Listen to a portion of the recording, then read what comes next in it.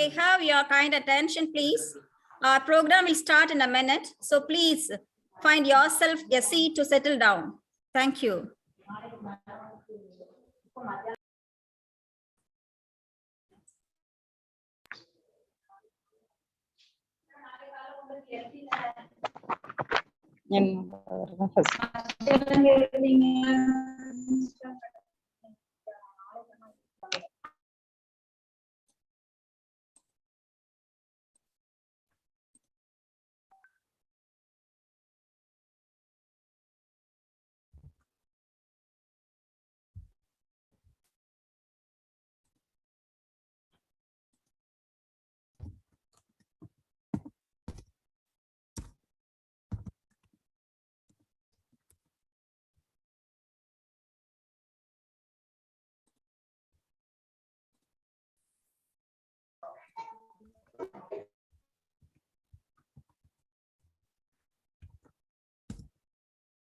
Thank you.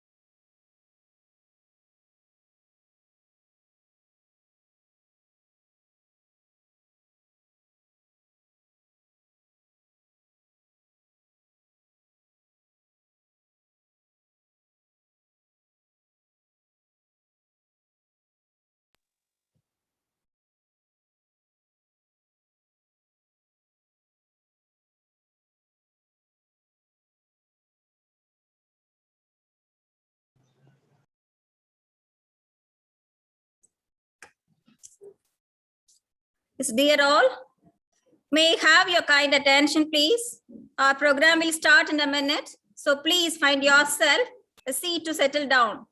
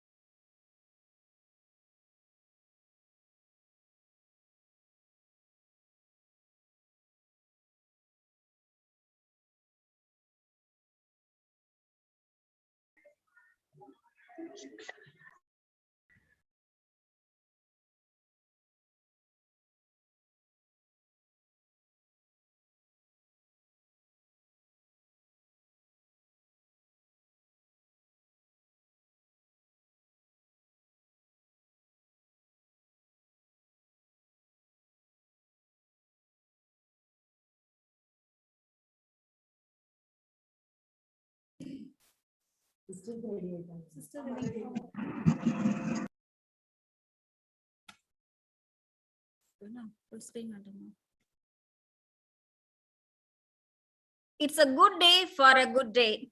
A very pleasant good morning to all galaxy of intellectuals, invited guests, professors, researchers, and my dear students. On behalf of our institution, we are delighted to offer a gracious welcome to all on this international webinar on positive mental health through this virtual platform. No matter what is happening outside of us, and even something that's happening inside of us, we get to choose to be happy or miserable. On this special occasion, I bow before the omnipotent Lord and thank him profusely for the countless graces and blessings bestowed on us. God in his love always will what is best for us. Let's begin this program with a prayer song for welcoming our Lord's presence and grace to be with us forever.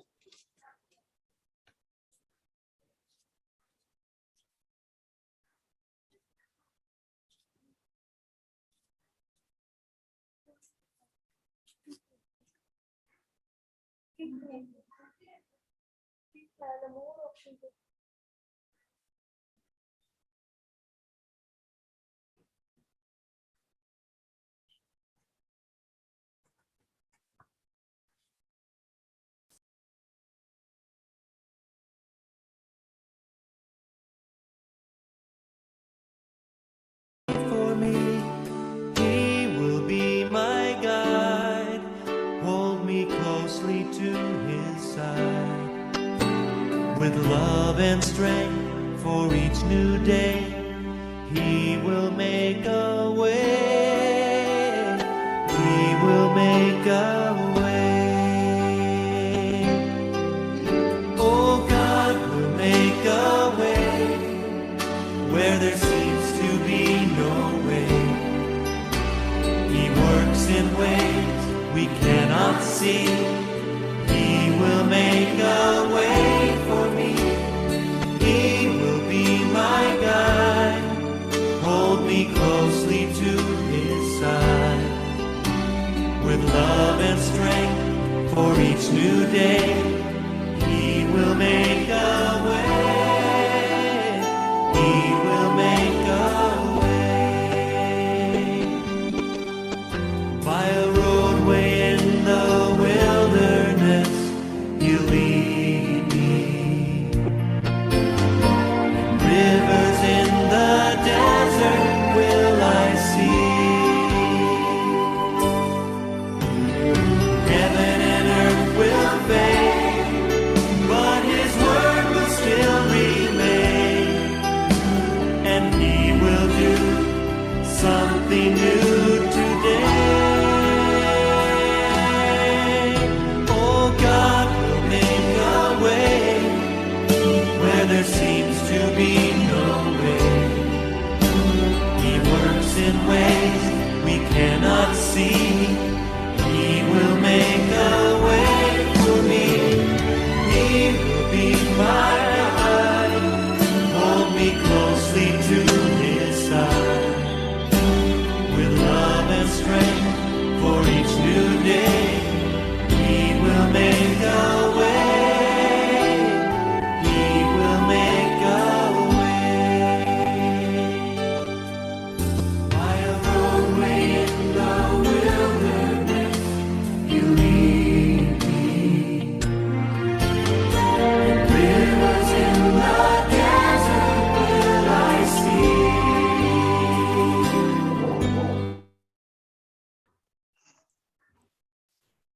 Thank you, Lord, for your amazing presence. Small cheer, a great welcome makes a very pleased. Now I invite our young and energetic professor, Mrs. Bhuneshwari, Department of English, to give a red carpet welcome to everyone. Welcome you, ma'am. Good morning to you all. Leading luminaries, aspirant participants, and promising partakers.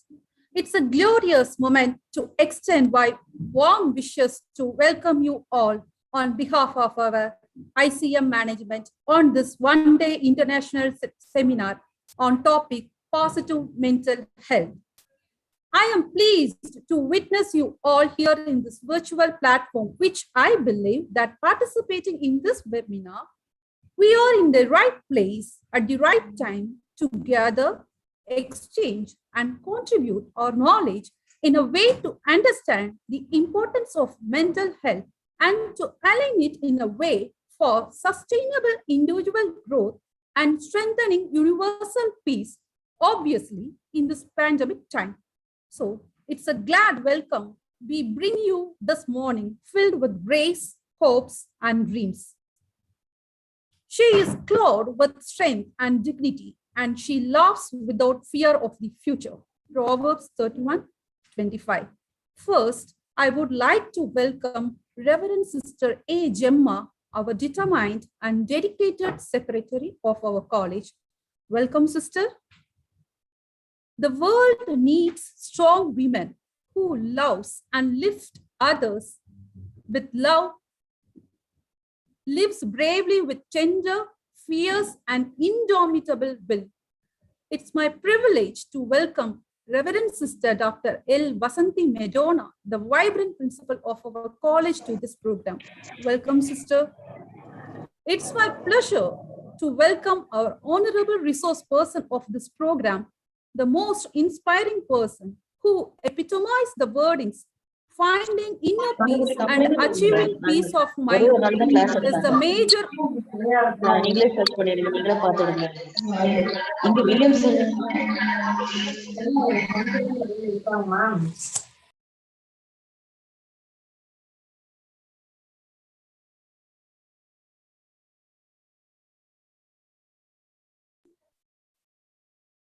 A warm welcome to Mr. Matt Pearson, CEO and co-founder, UQ for Peace Worldwide California and chief patron of the NGO World Without Anger, Kathmandu, Nepal. Welcome you, sir. I am delighted to welcome Dr. E.C. Punitha, Dean and Associate Professor of English. I extend my hearty welcome to Dr. M. Maria Saroja, Research Coordinator and Associate Professor of Biological Science. My gracious and glad welcome to Dr. N. Teresita Shanti, Controller of Examination and Assistant Professor of Physical Science. I would like to welcome our Vice Principal, Dr. A. Jayasudha, Assistant Professor of History. Let me welcome our MEd Coordinator, Dr. Maria Prema, and I extend my warm welcome to Dr. S. Josephine, our Physical Director, and Dr. John C. Rose, our librarian. Teachers encourage minds to think, hands to create, and hearts to love. I welcome all the teacher educators of our college, youths of today, or the leaders of tomorrow. I welcome all the budding teachers of our college and other participants of this program.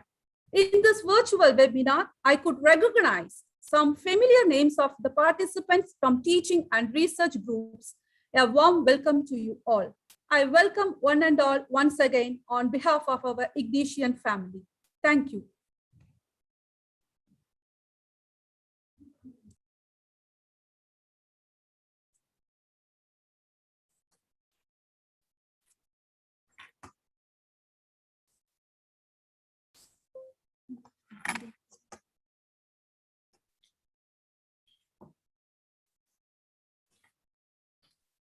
Thank you, ma'am. A pessimist complains about the wind. An optimist tries to change it, and a leader adjusts the sails. The sails of the particular notion were adjusted by a person who is not only a great motivation to all of us, but a visionary and the person who gave us the belief to bring together this event. She is none other than our most respected Reverend Sister Gemma, Secretary of our college, to give the felicitation address. Welcome you, sister.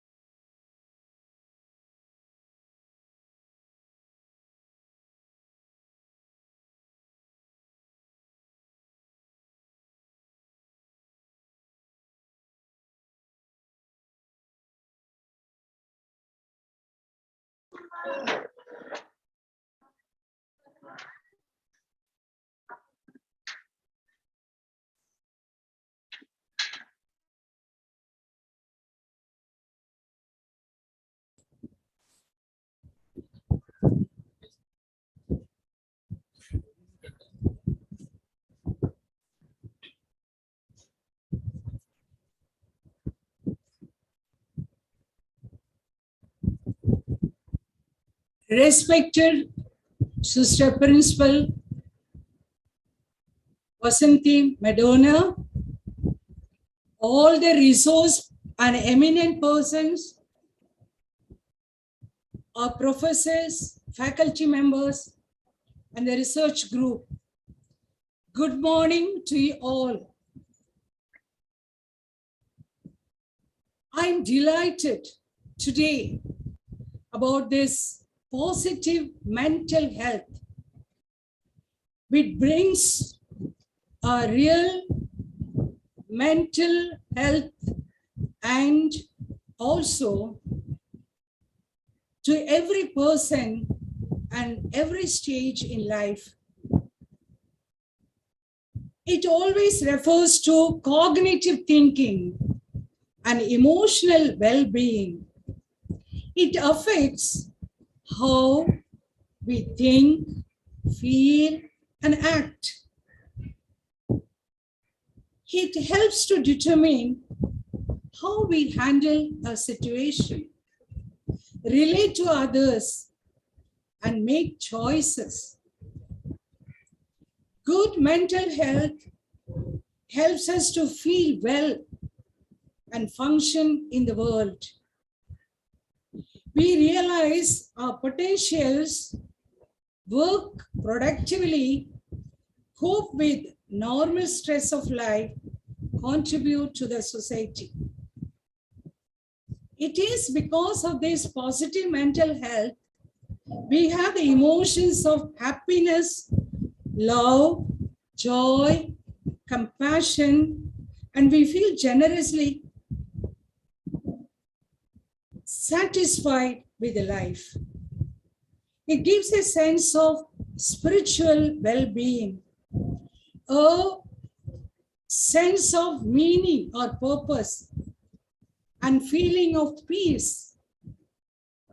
With good mental health, we feel confident, feel good with oneself, and we have good esteem.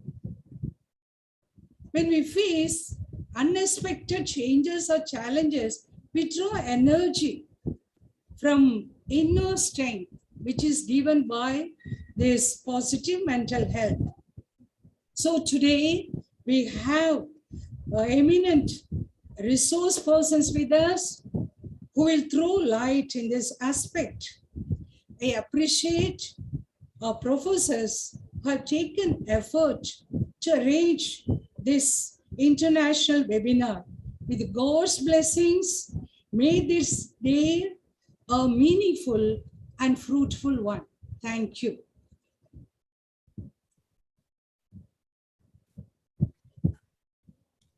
Thank you very much, sir, for the felicitation address. Now, I'm very proud to invite our dazzling star, Ms. K. Rashmi Savera, student teacher, to share a few words of introduction about our most respected chief guest.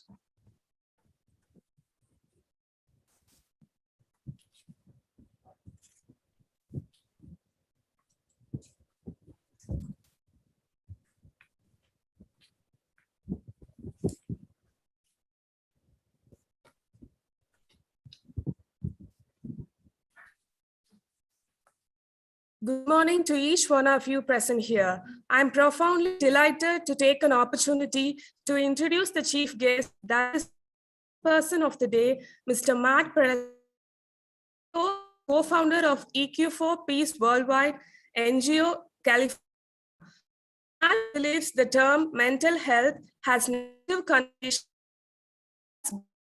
It's about deep thoughts, feelings, and emotions. However, he also believes that he can do better than that. Our inner world, as well as how we relate, react, and respond to others, and our outer world, we learn how to live a powerful and successful, loving, healthy, positive life with positive mental health. These are not just nice to have a social skills.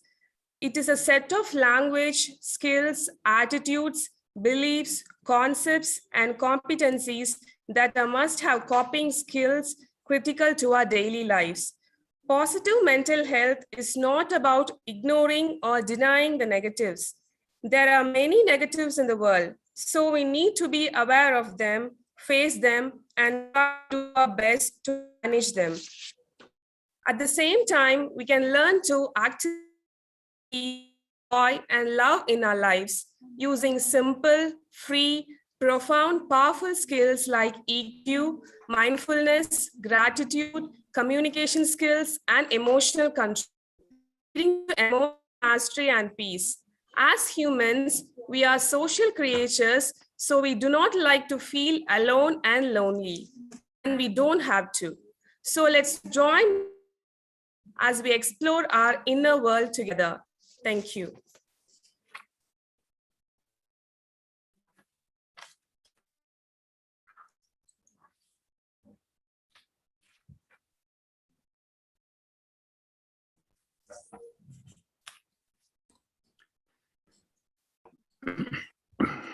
Thank you, dear. The fragrance of flowers spread only in the direction of the wind, but the goodness of a person spread in all directions. We are delighted to have with us Mr. Matt Perelstein, CEO and co-founder, EQ for Peace Worldwide, Incorporated NGO, California, as the venerated resource person of the international webinar on positive mental health. I am very proud to invite our emotional intelligence rock, social reformer, eminent writer to deliver the chief guest address. I welcome you, sir.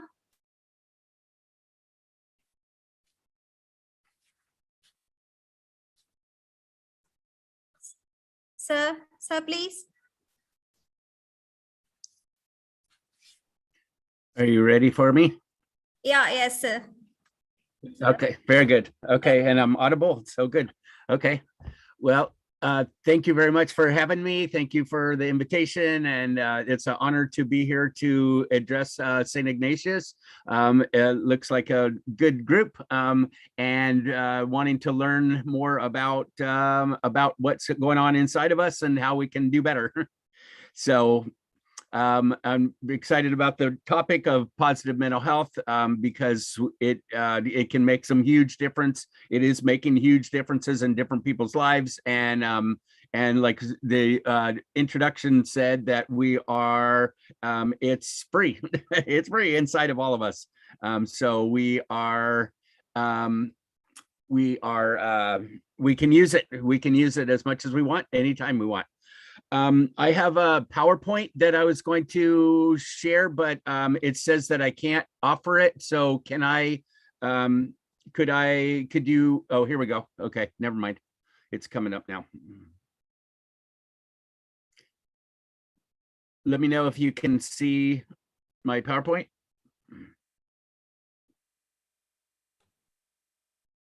Yeah, sir. Yeah, okay, good, great. All right, thank you. I would like this to be a little interactive session, not just me talking. You won't learn as much with just me talking, but I'm going to be asking some questions, and I'd like some interaction. If you could go into the chat or raise your hand or unmute and talk, but especially in the chat. And so we're going to move forward with that. So I hope that's okay with you. We want it to make a difference. We got 90 minutes together. Let's try and make it impactful for you. Okay. Okay. So emotional intelligence for positive mental health. All right. That's the subject. We have some time together. We're going to cover two big important concepts: emotional intelligence, which is a very important part of this, and positive mental health. We've mentioned a couple of times. We're trying to create peace. We're trying to create peace. That's the objective here, and love and joy in and around you and others. So that's trying to the point of all of this. We would like to take you inside of you to help you experience some inner peace and make it as real as possible for you, as I mentioned. I want to give you some practical tools and language and skills to take EQ into your daily life. And I'm going to ask you we're talking about emotional intelligence. So we are trying to empower our emotions. Many people in our lives, most of our culture and your culture too, downplays emotions, and we don't learn very much about them, and our parents don't talk about them. And so we're kind of have to figure it out on our own. And that's a very painful way to live. We found out. So we're trying to make the emotions more important to you. They're surprisingly, amazingly important in our lives. And so if you can put them to use and understand them and be able to identify them and separate them and accept them and allow them and to learn from them and to expand them, etc., then you can have a much fuller, more powerful, more healthy, happier life. Lots more love, lots more good stuff, in addition to the bad stuff, the negatives. So we learn how to deal with the negatives so that we can have more positives. None of this stuff is rocket science. It's not particularly complicated, but it is, but it is, some of it is very difficult. It's painful and it's difficult. And we're dealing with emotions, and we're dealing with feelings, and we're dealing with negatives sometimes. And sometimes it's painful. It just is. But we can deal with that. And if we can deal with it, we can create a lot more positives in our life, right? So lastly is that there, as I mentioned, there are very few, we don't learn much about this normally in school. And so as we find out about this, we ask that you share it. Our nonprofit is about sharing emotions with other people, emotional intelligence in particular. And once we learn some about that, it's kind of our responsibility, in my opinion, to share it with other people who don't know. Because if we do know, they don't know, and they don't know that they don't know. They're not really looking for it. So it's really important that we're kind of jump up and down a little bit and say, hey, this emotions really do matter a lot. So sum it up is that we're hoping to add some more peace into your life. We're helping to create some more peace in the world, and we're helping to get some of this out to people so that they can have some better mental health and be happier and have more well-being, etc. Also, like we are doing. All right. So let's start off. Like I said, I want this to be a little bit interactive. If you would put in the chat, what are you feeling? In a few words, what are you feeling right now? We're talking about feelings and emotions. I kind of use those terms interchangeably, but what are you basically feeling right now? If you would mind sharing in the chat, I'd appreciate it. Here is some terms that you can use to identify what's going on inside of you. It's kind of the basis to the whole thing, to be awareness first, identification, separation, etc. that I mentioned, being able to deal with our emotions. So does anybody feeling anything they want to put in the chat? Being cool. Okay. I didn't know being cool was an emotion, but it's cool. Happy is an emotion. Happy is a little bit kind of weird emotion because it's kind of mushy and hard to identify, but you get the idea. Ivana said she feels great. Great. It's not actually an emotion. It is a thought, because what we're trying to identify, and I'll go into this more, is that we have thoughts and feelings, and we need to separate those two because they're very, very different, and we need to deal with both of them. So knowing which is a thought and which is a feeling is really important, in my opinion. We have someone who's angry, we have someone who's overwhelmed, and we have someone who's very sad and crying. Okay. All right. Sorry to hear that. But crying is one of the most healing things you can possibly do. So I encourage that up to a point. I encourage it. So please allow yourself to cry and let some of that fear or sadness out of your body. You don't have to carry it around. And so you can feel better. That's part of the positive mental health thing. We got anxiety too, and feeling curious. Okay. Curious is okay. All right. As a thought, but that's okay. So good. Excellent. So at least tell yourself, whether you put it in the chat or not, what are you feeling right now? Just identify it for yourself, if you would. So EQ, let's talk about EQ. EQ is a meta study. So it's basically looking at ourselves. We are studying ourselves. We're thinking about what we're thinking about, and we're feeling about what we're feeling about, and we're looking at ourselves from the outside, if you will, from the inside, all different ways, and being able to identify what's going on for us. We study us and others, and I personally find it fascinating. I find it fascinating, period. When I went to school, I was really disappointed with my schooling, actually, because I went all the way through college and learned lots of cool stuff. But I didn't learn much about me. I didn't know how to manage me. And so I was pretty disappointed with the whole thing. And so after that, started looking into it and finding out that there's a whole bunch about thoughts and feelings that I didn't know. And then I found out that nobody else does either. Nobody talks about it. No, we don't learn about it in school yet. We're starting to. So we don't know about this thing. So it's really important that we think about what we think about and that we feel about what we feel about. And find out what's going on for us. We kind of have to figure it out on our own in a way, but we can now. We now have been studying this for quite a while now, and there's very good information on this now on emotional intelligence. And so that's good news. That's good news. I'm going to give you a bunch of good news in here, actually, and this is one of them.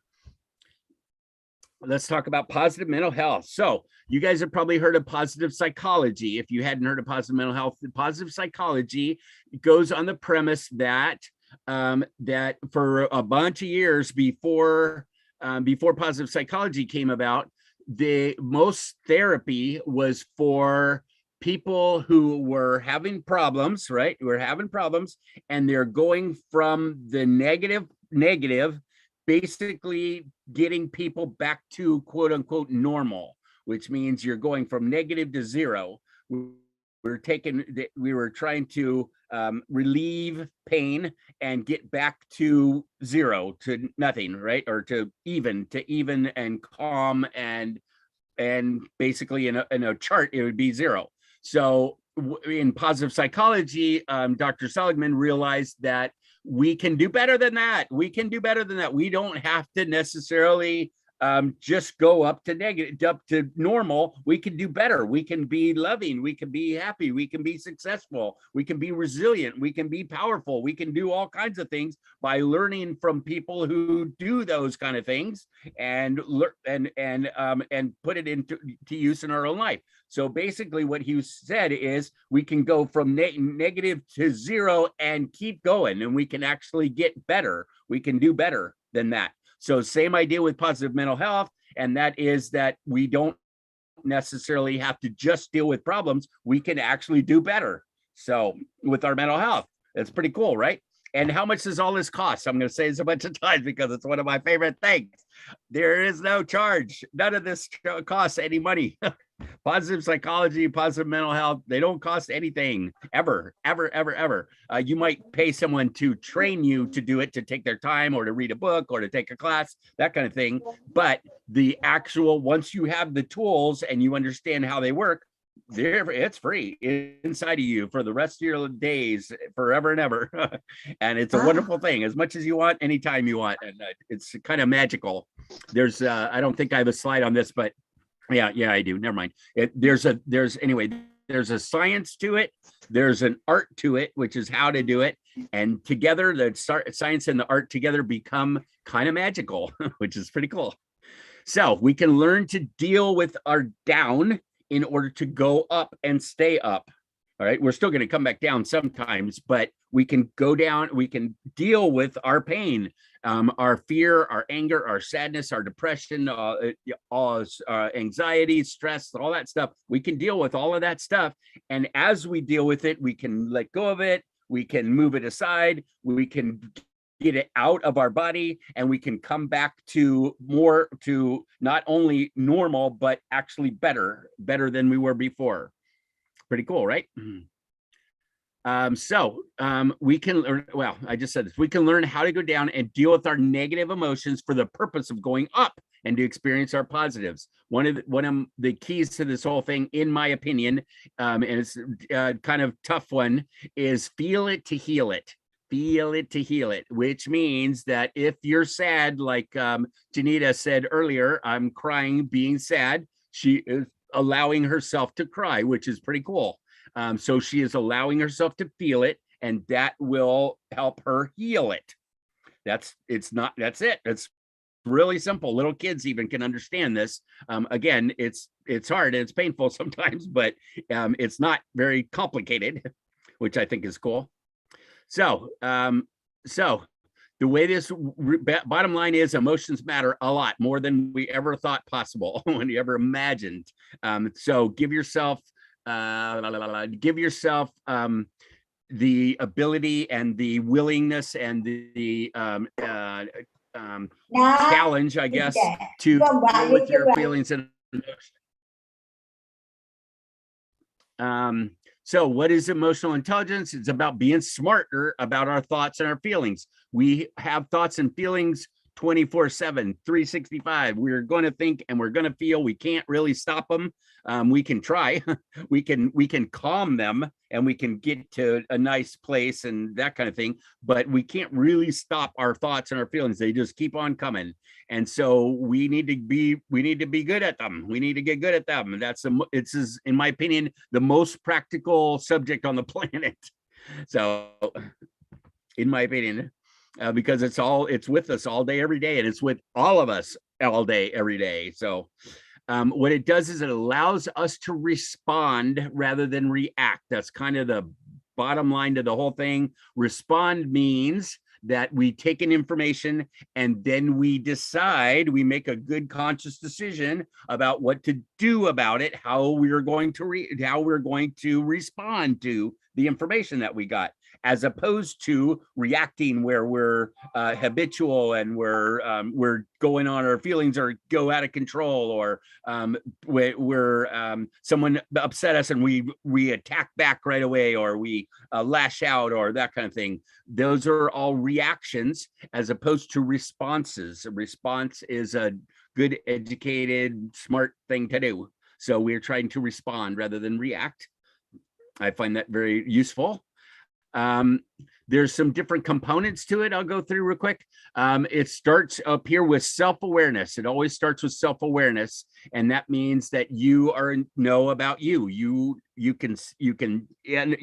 are aware of your thoughts. You're aware of your feelings. You're mindful. You're conscious. You're present. You're that kind of thing. You're aware of what's going on inside of you. Step one. That's always awareness is step one, always, because we can't, if you not aware, you can't do anything about it, right? Duh, right? It's kind of like, oh, okay, no kidding. But if you're not aware, you can't do anything. And once you become aware, now I can do all kinds of things with it, right? So awareness is always step one. Step two is self-management. So once we're aware and accepting, in my opinion, I'll go into that in a minute, then we can manage ourselves. We can manage our reactions. We can manage our responses. We can manage what we say, what we do, who we are, how we relate to other people, all that kind of stuff. So it's about self-awareness first, and then self-management.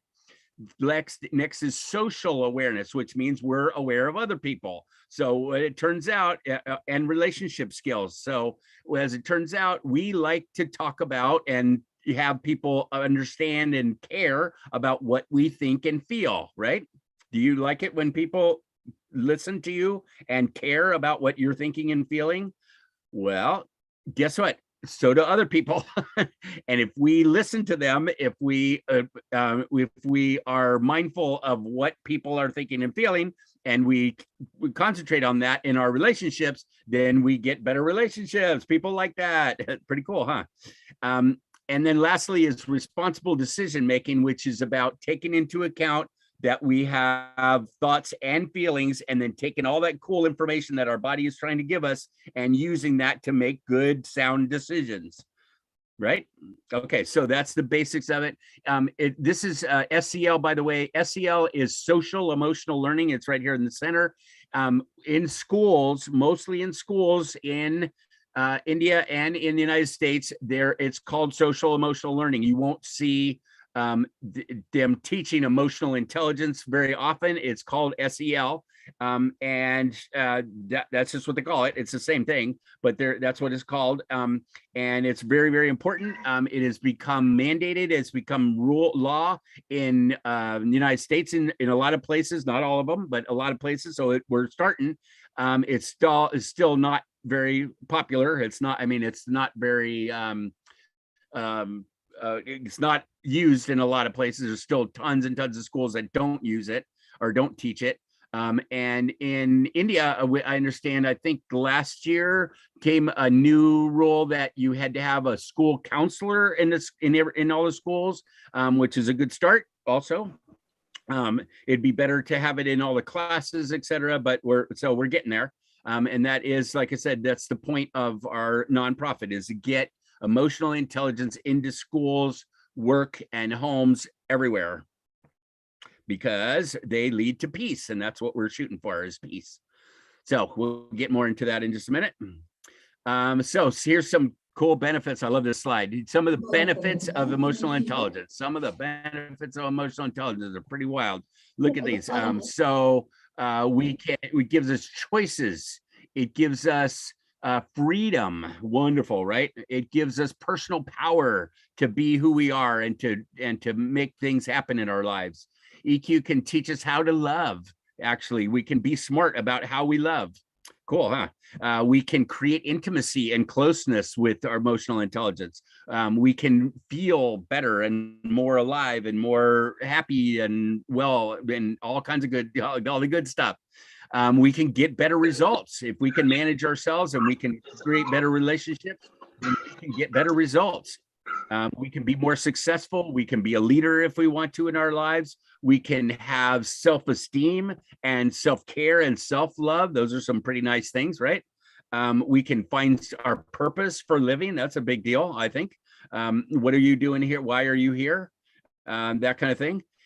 So we can, and then the big ones are that we can create peace. We can create inner peace inside of us. We can create interpersonal peace between us, and we can create social peace among us. And what the theory of our nonprofit is that when enough people can create peace in their lives and learn how, at least, then we will eventually someday, maybe, hopefully, have some big peace between all the nations. That's the theory. It's not a fast, it's not a quick fix, and it's hard to prove, but that's the point. So that's what we're working on. We'll see, right? We get things done. How do we get things done? A lot of times with other people. Very, very few times do we actually work alone. So EQ is about building teams, about building relationships, about building a culture where people are safe and they are connected, and you're not alone, which is a wonderful thing. We're not alone. And so this is all based on emotional intelligence, all of it based on emotional intelligence. Beautiful stuff. And especially with positive mental health, we can deal with our pain and our anger and our sadness and our trauma and all stuff that happens to us in our life. We can learn that in the past, we can learn how to live fully and completely and lovingly in the present, and we can create the very best future that we can, based on what we know. So we can create a wonderful future. So these are all just benefits of EQ, and I think they're quite awesome. They're quite awesome, and there are more, but you get the idea. It's pretty cool stuff. Oh, did I mention it's free? Anyway, sorry. So there are three main components to EQ: thoughts, feelings, actions. That's it. It's pretty simple. Thoughts, feelings, actions. I have thoughts on my left brain, I have feelings on my right brain, and then my body, I take actions. Really super, super simple. That's all there is to it, basically. Managing them is another story, but that's basically all there is to it. I like this slide. It kind of shows, is a fun slide that shows how the left brain and the right brain work. It's not exactly like this. It's not pure left and right brain, but you get the idea that our left brain mostly is analytical, logical, reason, sequential thinking, boom, boom, boom, boom, boom. Right? All good stuff. All the stuff that we learn in schools our whole lives. Great, right? And that's all the stuff we talk about most of the time is our logic and our cognitive processes, right? What's not taught very often or very well is our right side, our right brain, which is EQ, which is our passion and our creativity and our freedom and our feelings, our senses. All that stuff is on the right brain, and a lot of that stuff is not taught in schools, and a lot of that stuff is it's like the first thing to be cut when classes need to go, etc. And so we are really good at our left brain. We're not so good at our right brain, and I've got some slides on this about building those up. So the idea is to balance. It's not that EQ is better or more important than IQ. It's we're trying to get balance. We need our left brain logic. We do need our left brain logic, and we need our right brain emotion, both. The way that works, the way that looks when you're making decisions is, does it make sense? Bum, bum, bum, bum, bum, right? Does this make sense what I'm doing? And does it feel good or feel right? Right? And both of those things at the same time. Does it make sense? And does it feel good? Some things make sense, but they feel awful.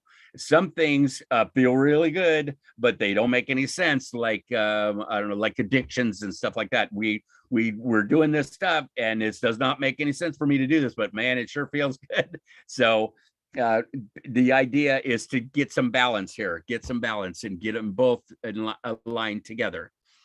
So the really, really good news, some more really good news is that if we don't like what we're thinking and feeling, or our thoughts and feelings are not working for us, right? Maybe we like them fine, but they're not working worth a darn. We can change them. We can change them. That is wonderful, right? This is super good news. That means that we are in charge of our own lives, no matter what's happening outside of us. And I will go into more depth in this. No matter what's happening outside of us, we get to choose what happens inside of us. That is huge. That is wonderful. That is freeing. That is gives us choices. That gives us power. Gives us freedom.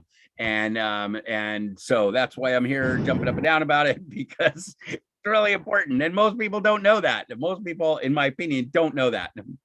So so we need to educate ourselves on how to deal with our emotions. So this Aristotle said, educating the mind without educating the heart is no education at all. Well, I think that's a little bit severe, but you get the idea. What he's saying is that we need to do both. We need to educate both sides of our brain, which I totally agree with. If we don't do that, here are some of the problems that have been created because we don't have emotional education, because people don't learn about it. And so it's caused some pretty huge problems like violence, abuse, addictions, suicide. I don't know if you guys know, but the suicide rate is just skyrocketing now in your country and ours. It's awful. And if you know of anything, that's probably the purest example of how that if you don't know how to deal with your emotions, people think that they're having a negative emotions and that they don't know what to do with it. They can't stop it. They think it's going to last forever. And they go, you know what? I can't do this. I'm not going to do this anymore. And boom, they're out of here. And that's just awful. That is just wrong, that we don't know how to deal with our stuff. And so we can't, is creating suicides, just really bad. I forget what I was going to say. Well, anyway, it's bad. It's bad. It doesn't need to be that way. It doesn't need to be that way. So a lot of mental health issues are about not knowing how to deal with our emotions. They're now finding, study after study is showing the connection between negative emotions, especially long time negative emotions, and physical health. It wears on your body and it stresses us out. And it causes things to stop working, and it causes things to break down inside of our body. Our emotions definitely affect us physically, whether we like it or not, whether we know it or not, it's happening. So we got to learn how to deal with our emotions. Oh, I know what I was going to say. I was going to say you were saying it's the number 2 biggest problem, because you can probably guess that the number 1 biggest problem is COVID's, in my opinion, in my opinion. And so this would be right behind it as a terrible, and if you think about it, even a bunch of crime and even war is based on people not dealing with their emotions very well. So what do we do about it? Balance, balance, balance. What I was talking about before, balance, please. This guy on the left has got a good IQ, which is what we learned in school, and not much EQ. And so if he were to take off, he'd be spinning around in circles and would crash, right? The guy on the right has got a good IQ and good EQ, and he can take off and soar. Woo. So dumb example, but you get the idea. It's a balance thing. It's not one more than the other. It's balance. So EQ is about the tools that we use to deal with our emotions and deal with ourselves. And the goal is peace. We're trying to create peace in our lives, right? Anybody not want peace in their lives. It's pretty important. So we're going with peace. Peace is kind of a mushy thing. I mentioned this before. We can actually learn how to create inner peace inside of us. We can learn how to create interpersonal peace between us, and we can learn social peace among us, right? And we can learn all that stuff. Those are skills. Those are teachable skills. And we're hoping that if enough people knows those skills, that we can get big peace. This is our nonprofit right here. So we're trying to go for big peace. So if you wouldn't mind helping out with that, I'd sure appreciate it. By having some inner peace and sharing it with other people. And we're going to be able to get the whole world working on this. We learn math and science and reading and stuff, all good stuff in school, but we don't learn much about ourselves, and that's not okay. Even little bitty kids can understand about this all stuff, and it's about from preschool to PhD, I call it, all the way up. Little kids can understand it, big kids can understand it, adults can understand it. So we're starting with inner peace. We're starting with inner peace. So do you agree that the premise here is that you can manage your emotions, your feelings and actions, your emotional intelligence, and that can lead to inner peace? Do you agree? Do you think it can?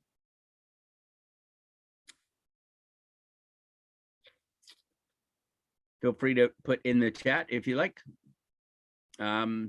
Is there a connection between emotional intelligence and inner peace? Is the question.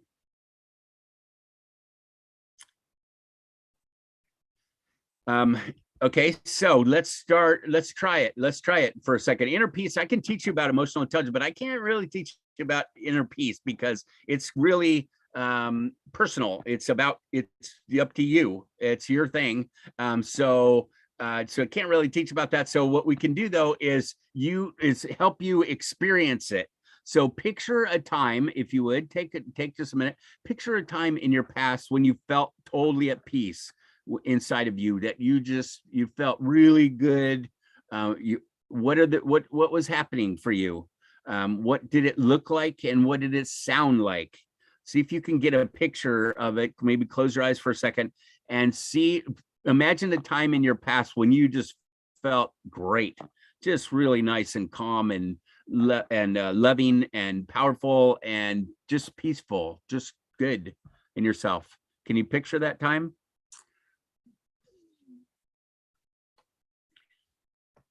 Cool. Okay, so kind of remember that it's really helpful we found to have a picture or a goal, an objective for your feelings. You're trying to create this thing. So if you have a picture of that, it's a lot easier to recreate it than trying to get it from scratch. So a lot of times, most of us have had at least a couple times in our lives where we felt really, really good, and we could recreate that hopefully with our inner peace.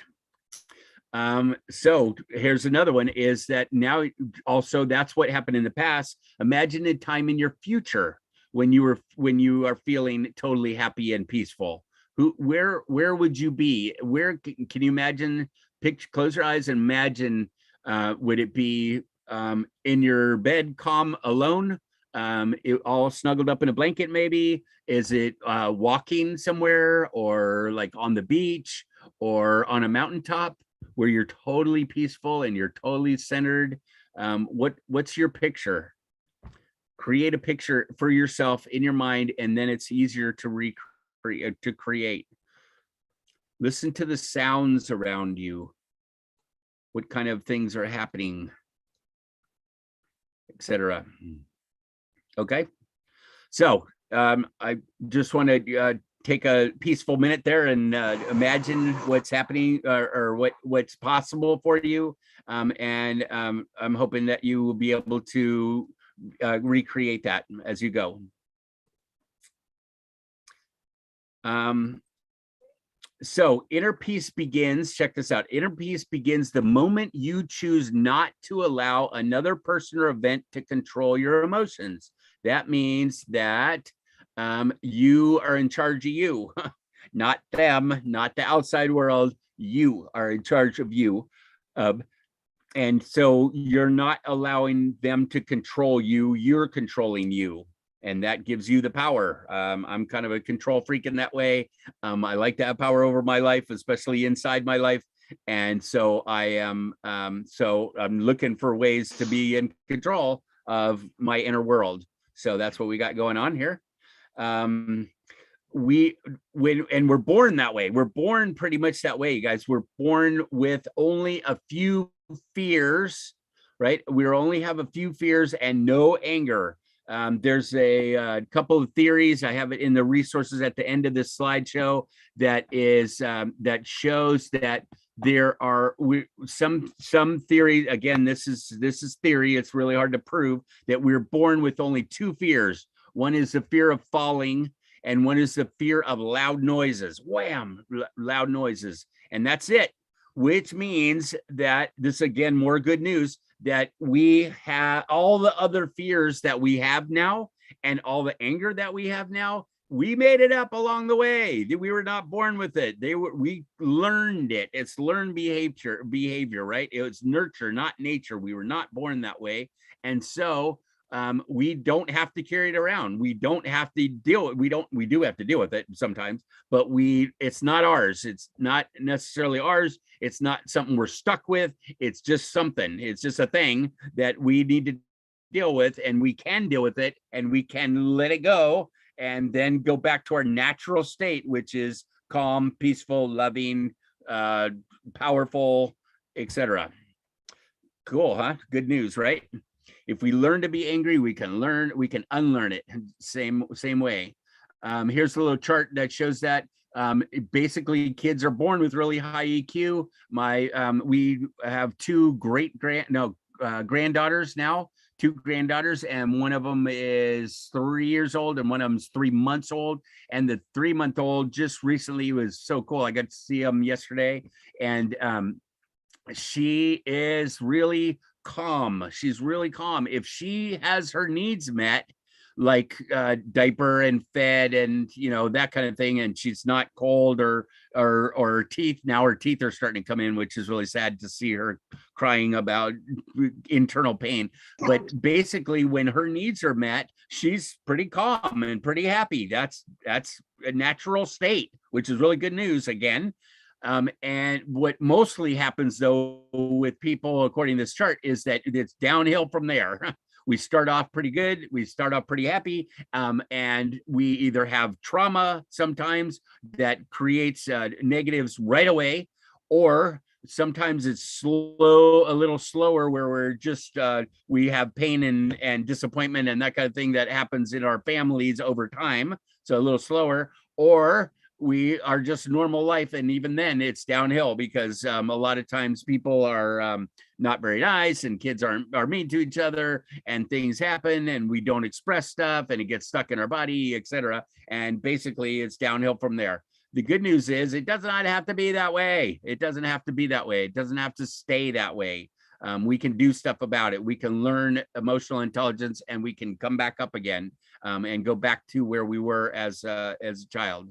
So to get back to the positives, we just need to deal with and release the negatives.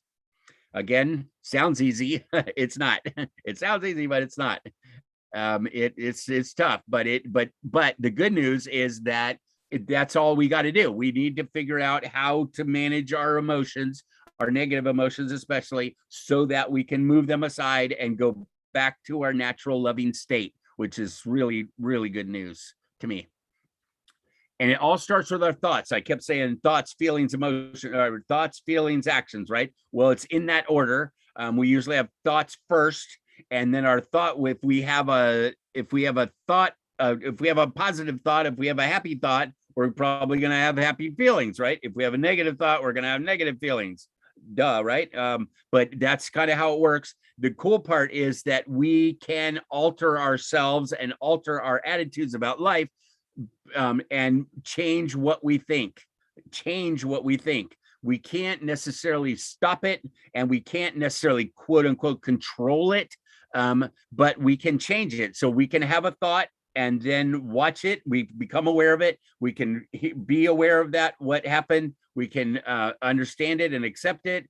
And then we can go, or not accept it. And we go, you know what? I don't want to have that thought. I don't want to be angry. I don't want to be mean. I don't want to think yucky stuff. I don't want to be judgmental. I would rather be kind and happy and loving. And so I'm going to replace that thought or not replace it. What's the word? Yeah, replace it, but overwrite it, if you will. We kind of go, we have a different thought. We have a different thought and that we can manage. We think we manage our thoughts all day, every day at school and at work.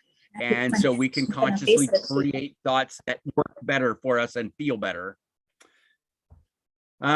This is a link to a page that has 4,000, I think it's almost 6,000 now, words in English that are feeling related words. It's really, really helpful to have a big vocabulary of words that are feeling related so that you can describe your situation to at least yourself to know what you're feeling, what's going on inside of you.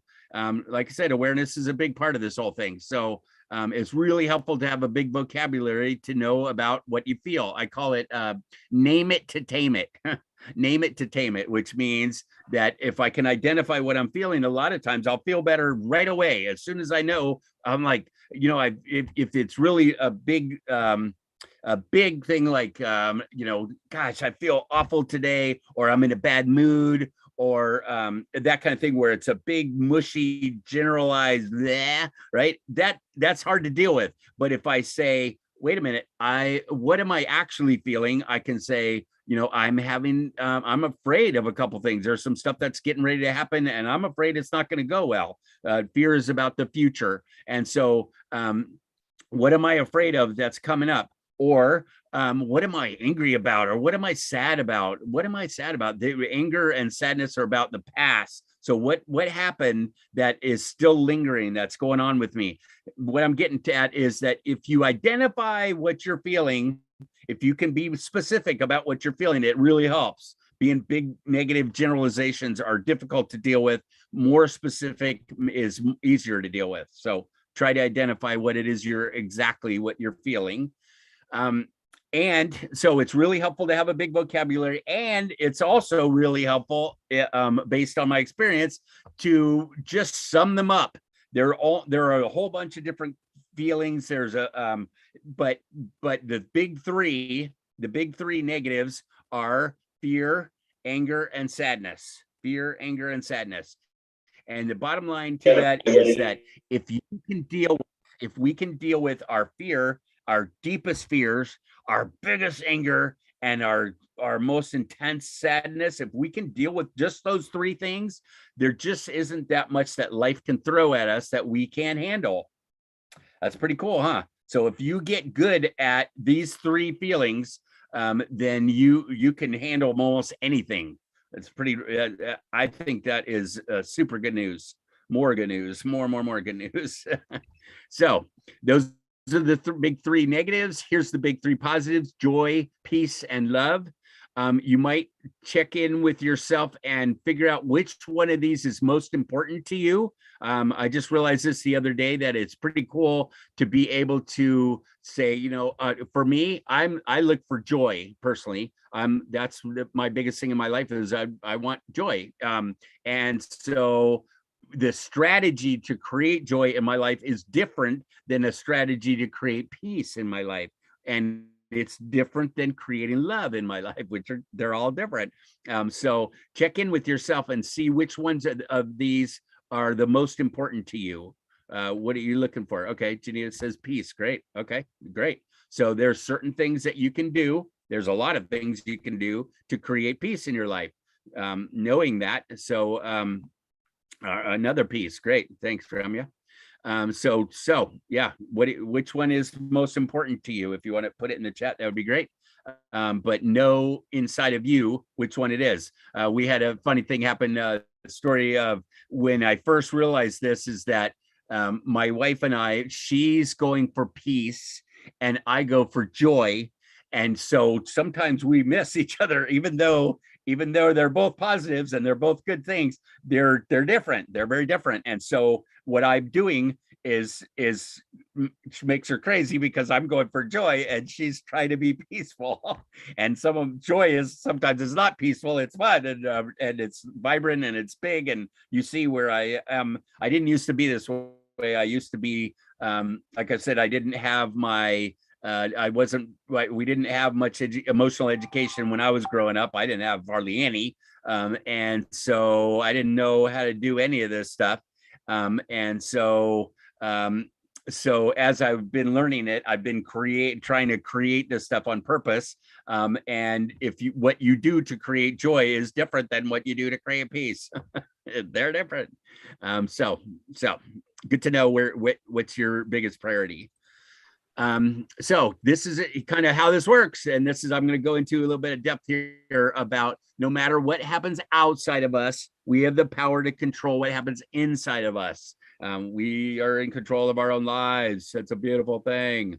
That's a beautiful thing. So here's more in depth about how that works. So what happens is that things happen, right? Things happen, events happen.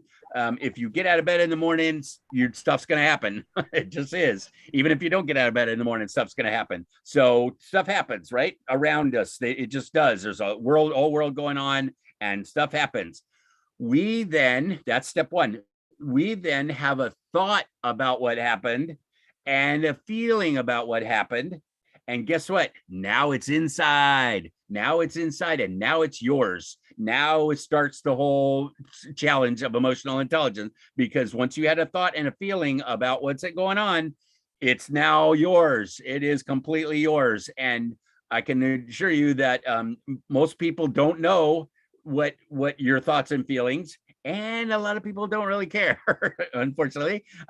But what that means is it's on you. It's on us to manage our own inner world. Our thoughts and feelings are ours. And I will make a big deal about that in a minute. We call it emotional responsibility. It's a huge part of this whole thing, but you get the idea. Stuff happens outside of us, but we have thoughts and feelings that we bring that in. Now it's ours to deal with. Okay. So what do we do? What do we do to deal with it? Well, first off, like I said, awareness, always awareness first. So, I had a thought. That's it. Oh, I had a thought and I had a feeling. That's it. I'm aware of it. I'm just becoming aware of it. Second, acceptance. This is a big deal. Acceptance is a huge deal. It doesn't seem like it'd be a whole step in itself, but it is, because so many of us deny what we're feeling. We lie about it to ourselves and others. We pretend it's not happening. We try to change the subject. We try to imagine that it's not there, ignore it, all that kind of stuff. Or we go, I'm having this thought, or I'm having this feeling. Oh, I have some sadness. Oh, I'm kind of angry about this. Oh, I'm fearful about this. Okay, that's it. Accept it. Okay. And stuff's happening around you. Accept what's happening around. Accept what other people are doing. We can't control other people very much. So we can accept them, though. We can accept them, and we can accept the environment. We can accept all kinds of stuff. Acceptance is a huge part of this whole thing. One of my favorite subjects. And so aware first.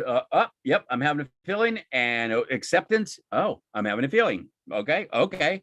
And then we look at it and go, okay, is this working for me? Is this something I want to do? Is this good? Is this feel good or not?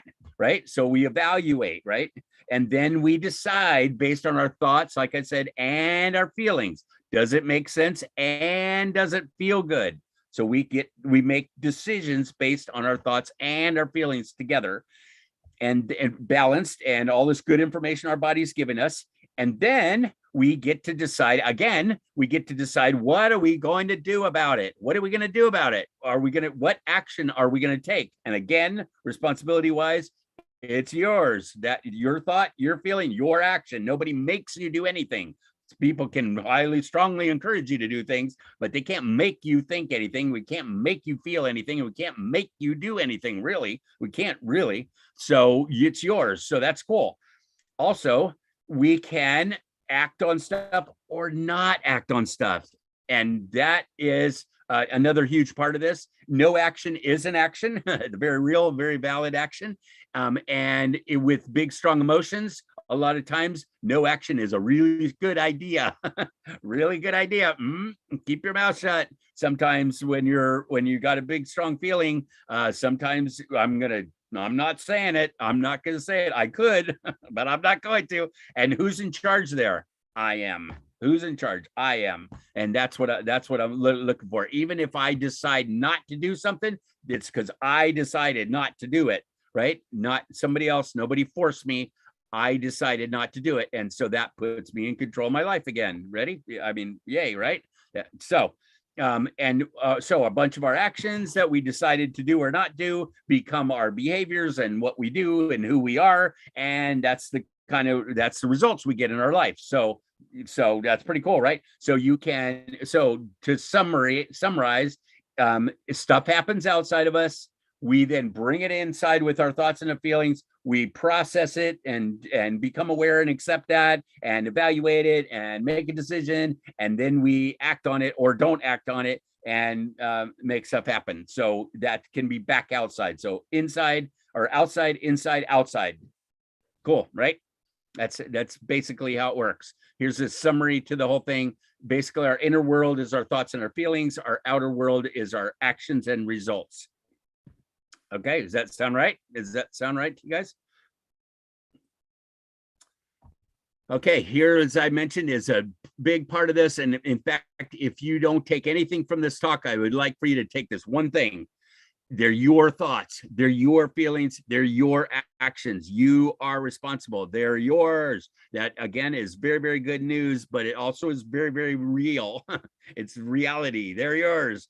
If you can take, to me, this is my opinion, but and what we're basing this on, a bunch of research and a bunch of years of teaching this, is that this is the key. This is the breaking point of the whole thing. If you take control of, if you take responsibility for your thoughts and your feelings and your actions, then you are in charge of your life and you can make stuff happen like crazy. You can do wonderful things. You can be happier and more loving and more peaceful and more, all of it. If you don't, look out.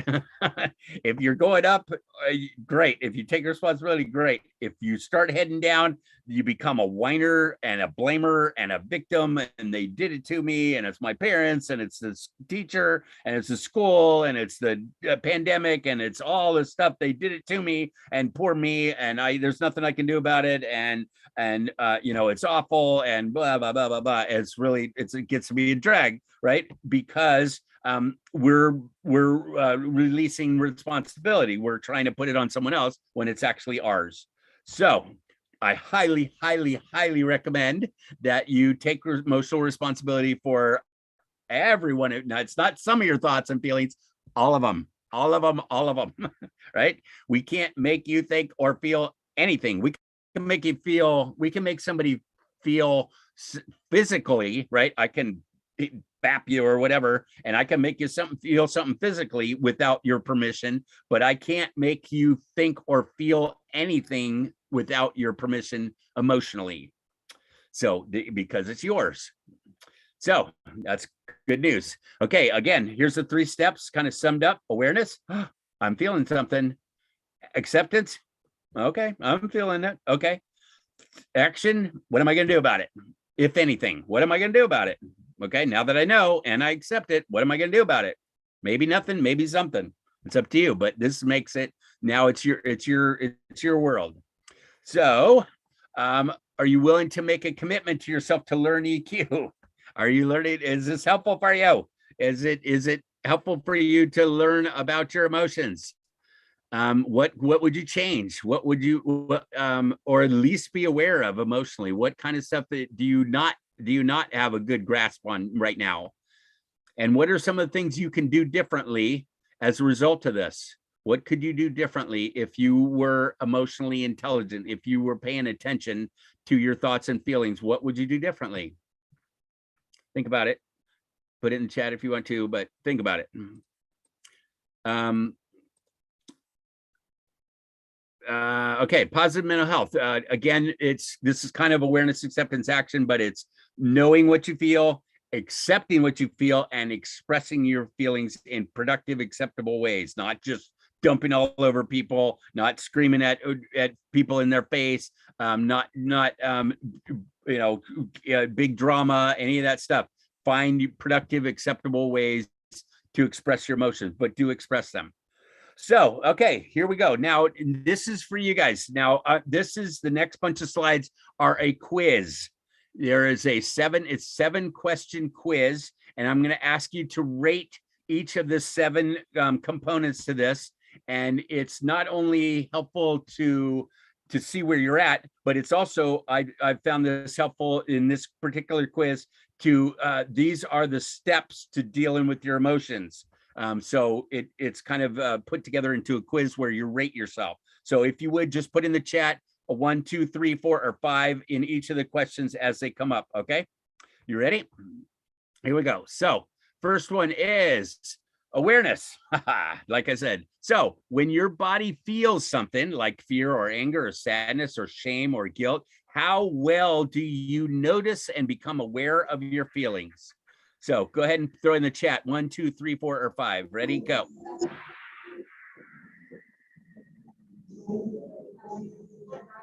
How aware are you of your feelings? Okay, we got a 3. We got a 2. Keep going. Anybody else?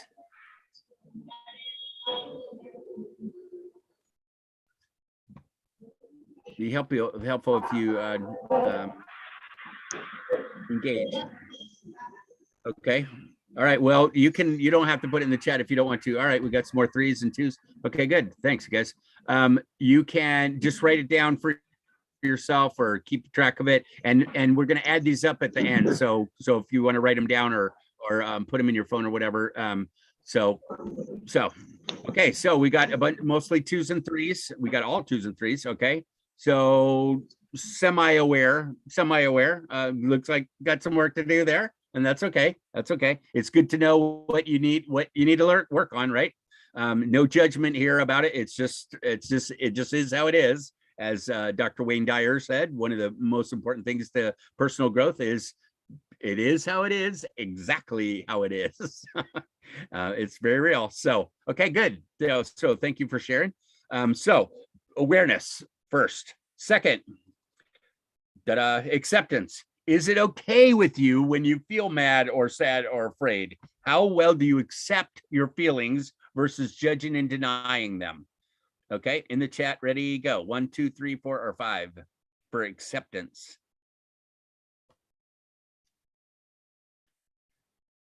How well do you accept your emotions? Okay, a 3 also. 4, all right. Cool, okay. All right, we can judge ourselves with our left brain, or we can accept things with our right brain. So, okay, good. All right, we got more acceptance than awareness. You guys, higher numbers, good. Good, okay. All right, good to know. Again, no judgment here. We're just checking it out.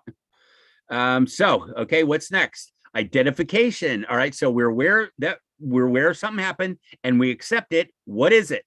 When you notice that you're feeling something, how well do you identify the feeling you're having? How well can you separate and name your feelings correctly? For example, is that fear or anger? Those are different. And so we need to be able to go, okay, all right, I got this. We need to identify what the heck we're feeling. And so how are you on that one? Go ahead and put that in the chat. 1, 2, 3, 4, 5 on identification. Okay. Pretty good. 4s, 2s. All right. So we're just identifying. Oh, we got a 5. All right. Pretty good at that, right? Okay, good. Mostly. Good. Okay. All right. So again, I'm aware, I accept, I can identify it, and now I can, what do I do next? Expression. How well do you express your feelings and let them out of your body as opposed to stuffing them down or bottling them up inside of you? How's your expression? This is a tricky one. This is a tricky one because now we're getting other people involved. Now we're getting uncomfortable. Now we're getting uncomfortable because we're expressing stuff, especially the negative things. And so this is a tough one, and this is not particularly popular in our society, right? Is to express your emotions, especially negative ones. It's not real popular, and so it's tricky. So just know that. Lots of fours and a couple fives. Okay, good. So good. That's important. Okay, so I'm aware, or I accept. No, I'm aware. I accept. I understand. I got what it is. I can express it. And next is release it. Right. Some people express themselves over and over and over again, and they never release it. They're just angry and angry and angry and angry and angry some more. They never let go of it. Once you're being angry, be angry and then let go of it, right? So once your body feels a negative, unpleasant feeling, how well can you let go of that feeling and let it dissipate, let it go out of you? You do not have to carry this stuff around in our bodies. Our body does not want us carrying this stuff around. I guarantee it. It's called stress and anxiety, and the stuff starts breaking down, like I said.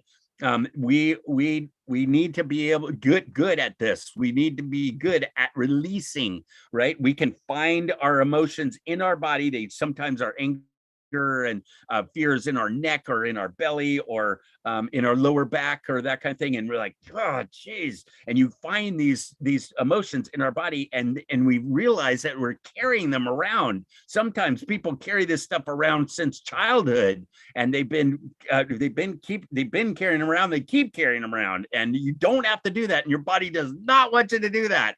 So you don't have to. You don't have to. It's not doing you or anybody else any good. So learn how to identify and accept it, and then let it go. Let it go. It's really, really important. Okay, so we're now letting things go. What's next? Okay, so say, like I was saying there, sometimes you have like stuff in your neck or in your back or whatever, and it takes up some space. That negative feeling actually takes up some space. And then you can actually, you become aware of it and let it go. Now there's an empty space there. You can replace that negative feeling with positives. You can actually fill up with positive feelings on purpose, and fill up those areas in your body. And it's weird. I know this is weird because you can't see it, and it makes it very strange. And especially if somebody's watching you, but it's real. Try it. It's very, very real. And we do carry stuff around, and we do let go of it. And when you let go of it, you let go of it. You may not have been able to see it, but you're sure as heck can feel it. And then you fill up with that space. So like what I usually do is I ask my higher power. We had that cool song at the beginning. I ask God to help me, pour some into me, come from the top. It's coming down from it, open up my top chakra, pour it inside of me, pour it all over me. And it's usually a color like love, joy, and peace. My joy is usually like a light blue, and it feels really good. And my higher power has plenty of blue, right? Plenty of blue. The whole ocean, the whole sky is full of blue, and I want some of that. Great, please fill me up, or I'll fill me up and fill up that space inside of me, outside and inside, and it feels wonderful. So we can replace it. So how skilled are you at replacing your negative feelings, anger, fear, and sadness with positives? So we can fill up that hole. It's pretty cool, huh? So, and then lastly, this last question is rejoice, which means, woohoo, I did it. That's pretty cool. And I pat myself on the back, and I get self-esteem, and I get self-love, and I get acceptance and that kind of thing. And it makes me feel good that I can do this stuff. So how well do you encourage and respect your true feelings, complimenting yourself on your awareness, expression, and release? How's that? 1, 2, 3, 4, or 5, ladies and gentlemen? All right, we got a 5. All right, another 5. Woo, 4. Keep going. All right.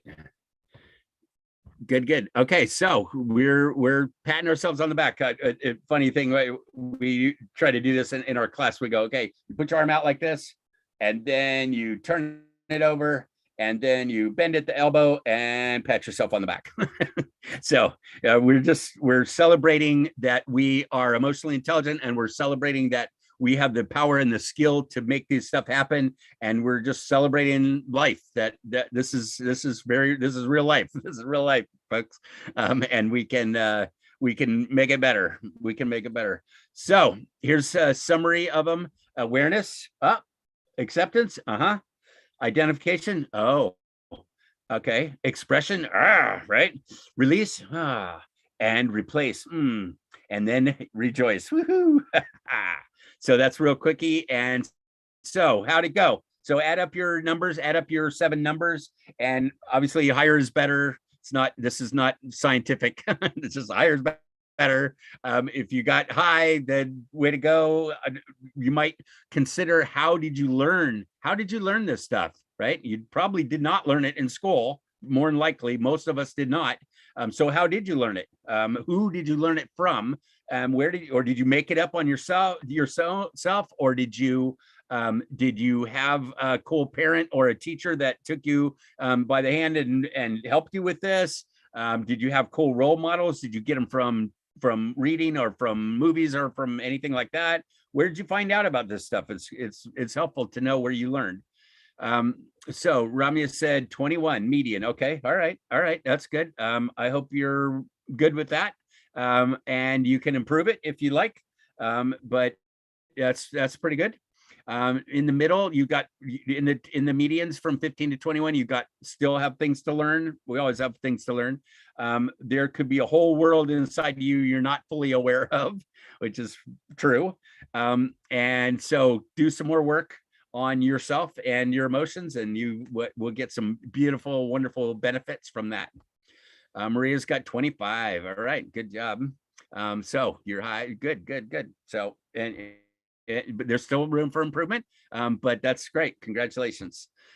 If you're below 14 or below, warning, learn some EQ quickly, because you're probably in a lot of pain and it's probably not very fun. So learn about you. So that's it for the quiz. Thank you for sharing and for participating. I hope that was helpful for you. After this, I will make this PowerPoint available to you guys. And so you can take the quiz whenever you want. You can give it to other people, etc. So all this will be available to you. So how did it feel? How do you think and feel about the score you received? What could you do to improve your awareness of your inner world, and how you better yourself emotionally in the future? Some questions for you. All right, another 24. Good. Okay, so let's talk a little bit about. Let's see. I don't know if I need to go a little faster. I have about 20 more slides. So, okay, let's talk about interpersonal piece. I'll go a little quicker. Empathy is the number one skill for EQ. I run a bunch of emotional intelligence related Facebook groups and pages, LinkedIn and Facebook and LinkedIn, those two. Two of them, one of them on LinkedIn has like 140,000 people in it. The biggest one is on Facebook. It's called, you ready for this? Emotional Intelligence. And it's in the resources at the end. It's one of the last slides in here. So, but it has 270,000 people in it, which is wonderful. It's incredibly, what's the word? Active, lots of people giving lots of information, asking questions, giving advice, trying to get better, trying to learn more about emotional intelligence. It's a beautiful thing. And so I highly recommend that you get involved with others that are learning about emotional intelligence also, and to share that. And it's a great way to not feel alone. It's a great way. And a lot of people now, emotional intelligence is skyrocketing now because people are figuring out how cool it is and how important it is. And with COVID's, in the United States anyway, in the worst people go to jail, right? We put them in jail and get them out of the normal environment and the normal with everybody else, and we put them aside, right? Well, some of those people still can't even get along, and they're even in jail, and they thing called solitary confinement. That's the worst thing that we do to the worst people, the worst of the worst, is we put them in solitary confinement, which means they're in a room by themselves. You know what that's called in COVID terms? Lockdown, right? And it is ugly, and people don't like it. And people, we are very, very social creatures, and people do not like being alone. Most people, they don't like being lonely. Alone sometimes is fine, but lonely, they do not like. They don't like being separate. They don't like being different. They don't like being cut off from other people. And so that's a big deal. And so empathy is about connecting with people and having a little bit of clue what other people are feeling.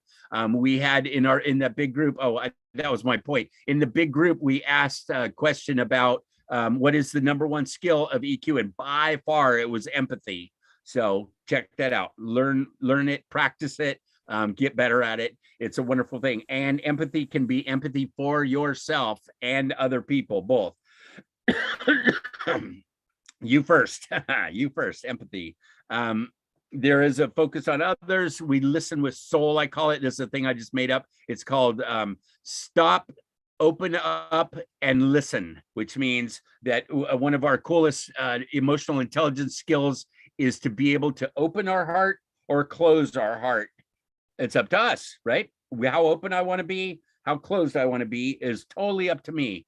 Right. And so when you're with other people, if you want to make good relationships, you just stop, or shut up, close your mouth, open your heart, and listen to people. And they love it. They love it, love it, love it. So try it.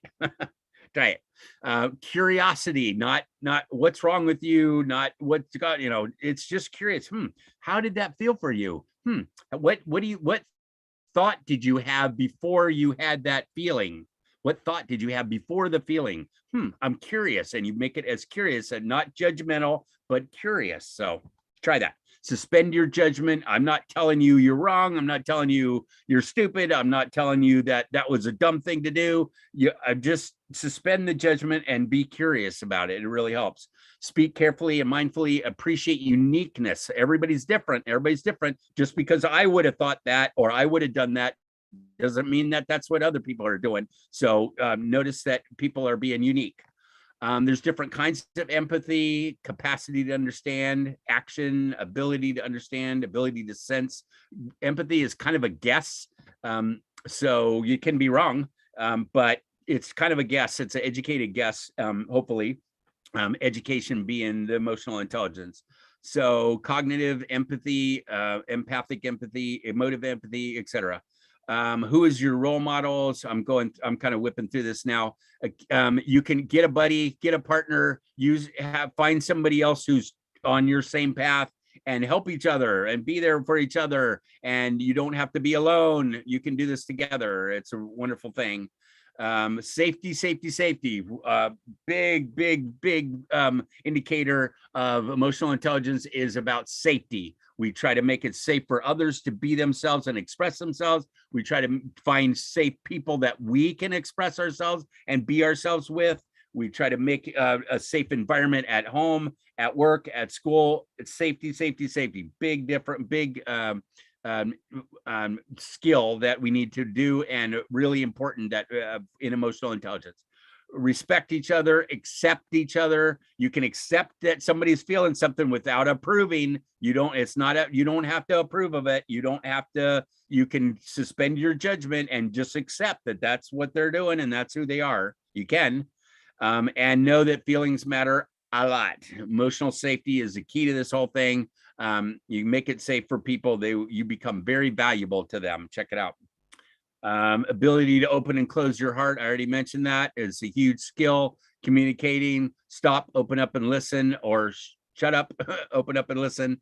And people will talk to you. I guarantee it, people will talk to you, and you will learn some stuff that is wild, and they will find you very valuable. You will be closer to them because you are allowed them to be safe and to express.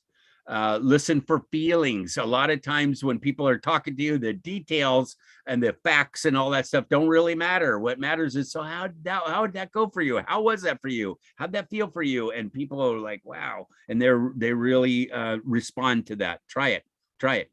Make the feelings okay with you. Some people are a lot of times, like somebody mentioned earlier that they were crying, and we try to stop them from crying, right?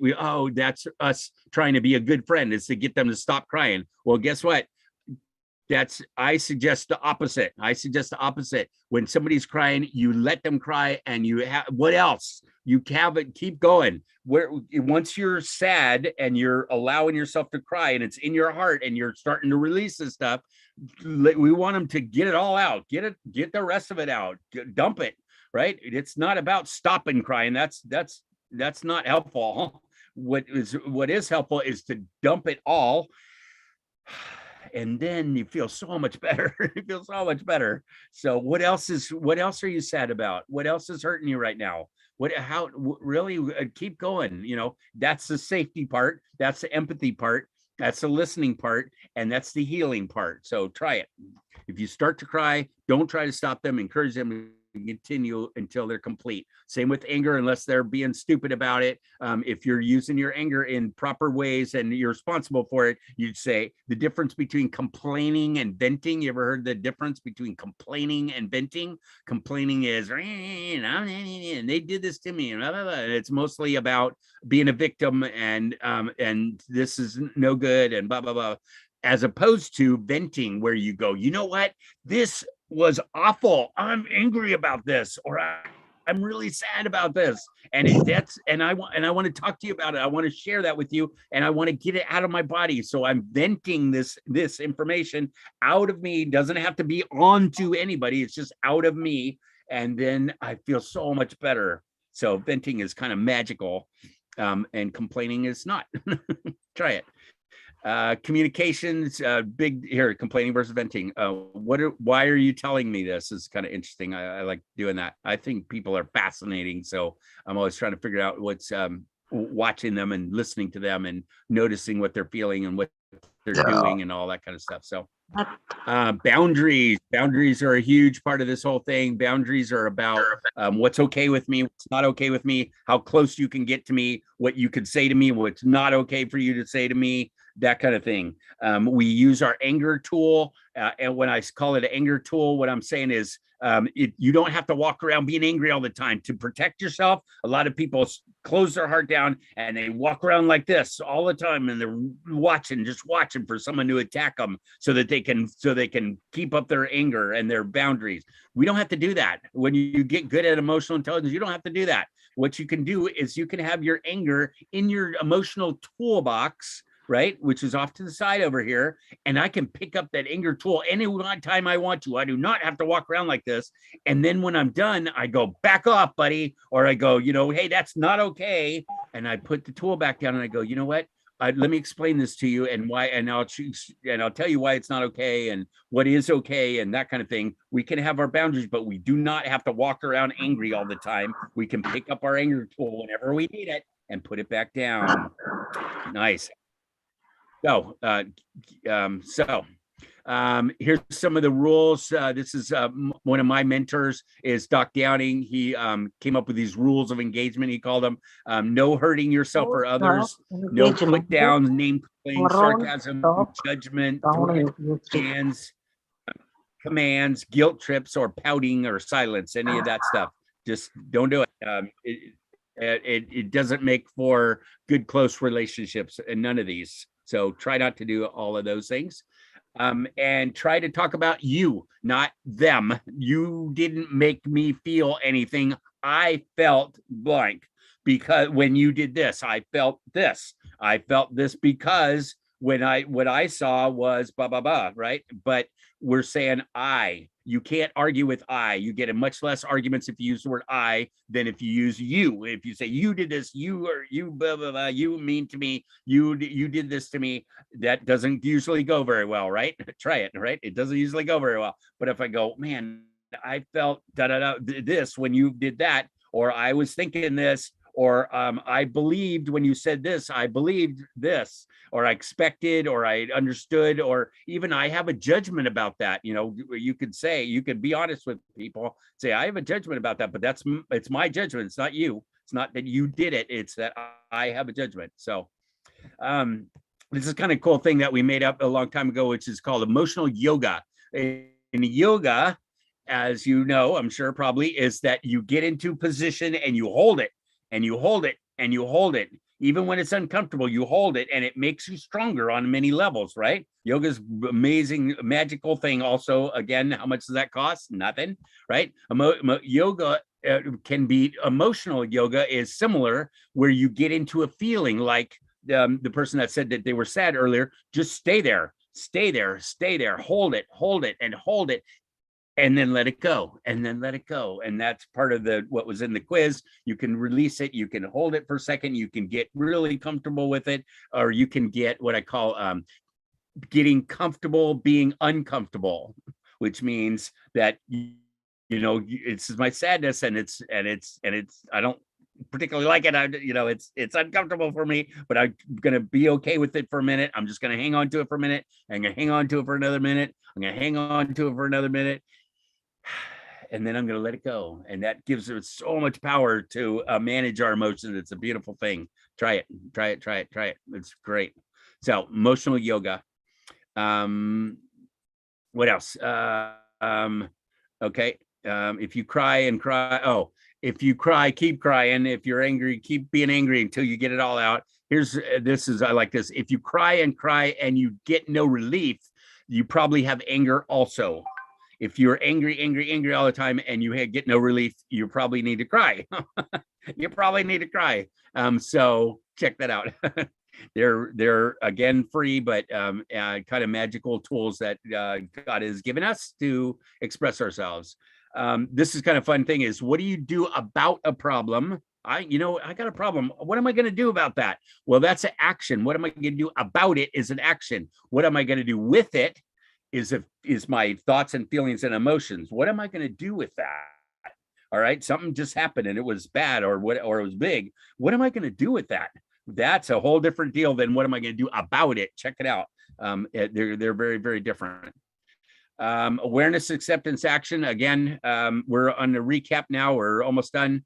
Where we have thoughts and feelings. Acceptance, they are our thoughts and our feelings. Accepting emotional responsibility, and we can master ourselves by taking proper actions, good actions.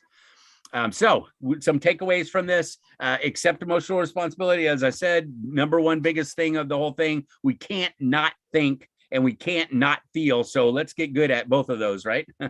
Like I said, it's the most practical subject on the planet, 24/7, 365. We're thinking and feeling. So let's get good at them. We can learn EQ and we can share EQ. Please, each one teach one EQ, I call it. Please share this with somebody else now that you know some about it, please. And anybody, it doesn't matter who it is. It doesn't matter who it is. It can be your little brother. It can be someone at the grocery store. It can be, your professor. It doesn't matter, but share some about emotional intelligence and how cool it is. I like this line: with great power comes great responsibility. Remember what movie that's from? Anybody? It's a good one. That's a good one. That's a great line. So what movie is it from? Commit to learn EQ and decide to put more emotional or more energy into your emotions and understanding them. Practice it, practice feeling, practice finding the thought behind the feeling, practice changing your thoughts and feelings, and practice letting yourself feel as deep as your body needs to feel it. If you can let yourself feel as deep as you need to, it can heal like nothing else. It's incredible. The way my mentor put it was that he says, negative emotions expressed as intensely as they are felt in the body will reduce in intensity and are free to change. I need to have a slide on that, but let me say it one more time. Negative emotions expressed as intensely as they are felt in my body will reduce in intensity and are free to change. Isn't that cool? It's such a powerful line. It's kind of the concept, sums up the whole concept of feel it to heal it, and allowing ourselves to deal with our emotions in productive, powerful ways. So what I do, sharing EQ, what I do, this is my magical term. I always ask people and anybody, and people at the gym, people in the grocery store, in line, people just standing around, or people that I know, have you ever heard of emotional intelligence? Have you ever heard of that? And if they say yes, you say, oh, really? What'd you hear about it? If they say no, and you go, well, what do you think that means? Emotional intelligence. Say it real slowly. Emotional intelligence. And they'll come up with some cool answers. It's pretty neat. It makes a really cool conversation starter, and it makes a really cool conversation deepener if you already know the person. So try it. Have you ever heard of emotional intelligence? It makes for a great conversation. So it's about being smart with your heart. Here's some of the resources I was telling you about. I wrote a book on this. It's going to the publisher, but it's right now it's still free. It's a Google Doc, so you're welcome to it. There's some good stuff on positive psychology. Here's my quiz, the 7-second question quiz. Here's another one that has 15 questions, which is really powerful. Is a friend of mine, Harvey, wrote it, and you could check that out. So again, you can have this PowerPoint when we're done.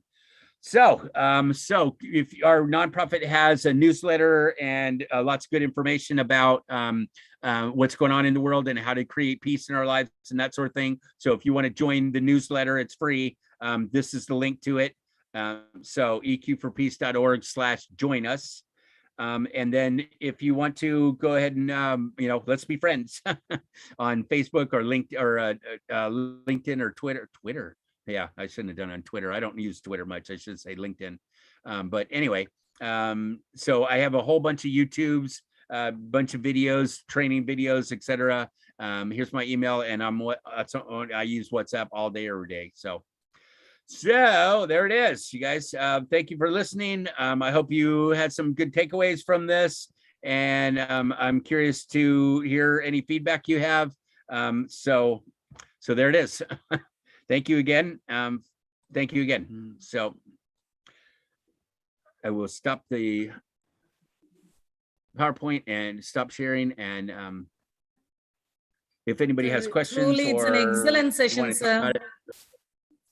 Oh, good. Thanks for having me, Indra. Much impressed, sir. And we expected such an interesting as well as an interactive session, and it was very useful for us. And right from the starting, you were giving us a lot of information, and there was a lot of reflection as well. Starting from looked into the theories of Goldman, and from that up to the last minute, we had simply an idea to look into ourselves, to find out what that is within and how a person's empathy must be. It was really a useful session, sir, and we are very happy that very nice, sir. And also your enthusiasm, really, it had a great impact in all the persons who are attending the session as well. It was quite interesting. And also you took lots of pain, I could understand, for you to get wonderful. Yes, to accept. Great, yeah. As you can tell, I'm a big for the fan. welfare of the student community here. Please, yeah, could understand the timing, how you are sparing time for making us, enriching us. It was very nice, sir. So thanks a lot. And students and all the other participants, hope you are all benefited, and I can understand how you are feeling that from the chat box. There are a lot of positive comments in the chat box as well. Thank you, sir. Thank you for being here. And it's time for interaction. If you want to interact with sir, dear participants, do you have any queries? Or it may be valuable feedback.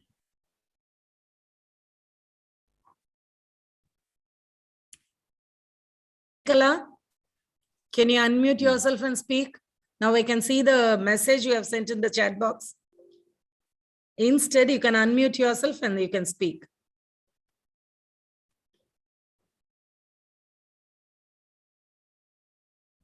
Any other response?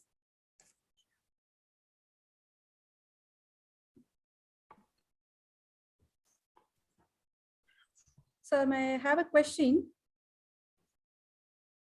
Go ahead. Speaking with this emotional quotient and all, if you're able to identify the emotion within us, if it is a negative one, can you suggest some tips to channelize after getting aware of the negative emotion within us? I'm sorry, I heard tips to, can you repeat the question, please? Can you suggest any strategies or tips to channelize the negative emotion if we identify and get aware of it with us? So identifying and channelizing, is it channeling, you said, I think? Yes. Yeah, well, practice. Practice is a big one. Learn, read about it, watch some videos about it, do classes about it. There's tons of books on it now. So practice, I guess. Find a buddy, yeah, and practice. What I find is that when I talk about it, even if the other person isn't saying anything, me forming the words and figuring out, making a logical sentence out of it is actually helpful just in itself. Just being able to talk about it, talking about it is a huge part of the whole thing.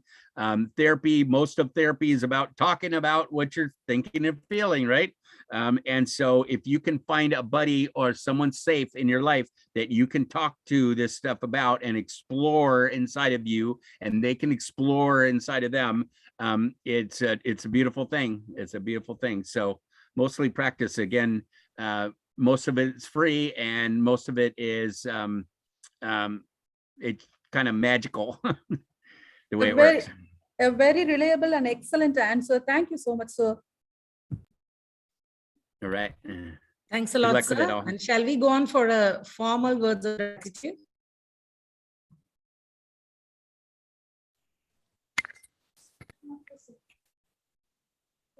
Showing gratitude is one of the simplest yet most powerful things.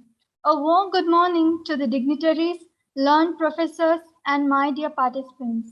I'm glad to deliver my gratitude on this wonderful webinar.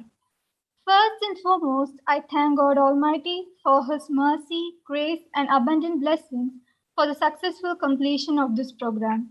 Now I take this opportunity to render all my gratitude to Reverend Sister A. Gemma, ICM, Secretary of St. Ignatius College of Education, and Reverend Sister Dr. L. Vasanti Medona, Principal, St. Ignatius College of Education, for providing us this opportunity and their constant support to us. Next, I would extend my sincere thanks to the resource person, Mr. Matt Perelstein, CEO and co-founder EQ for Peace Worldwide, NGO California, USA, Chief Patron, World Without Anger, NGO Kathmandu, Nepal, for presenting us on the topic, positive mental health, with such dedication. Educating the mind without educating the heart is not education at all. Sure, sir, we will learn to deal with our down in order to go up and stay up by balancing our intelligence and emotional intelligence. Thank you, sir, for your thought-provoking presentation. My heartfelt thanks to all the heads and coordinators and all fascinating faculties of this Ignatian family for their contribution, guidance, and efforts. Last but not least, I thank all the participants of this webinar and all my dear fellow student teachers for making this webinar such a marvelous success. I would like to end up with a quote by Wilma Rudolph. Never underestimate the power of dreams and the influence of the human spirit. We are all same in this notion. The potential for greatness lives within each of us. I wish you all to have a good days ahead.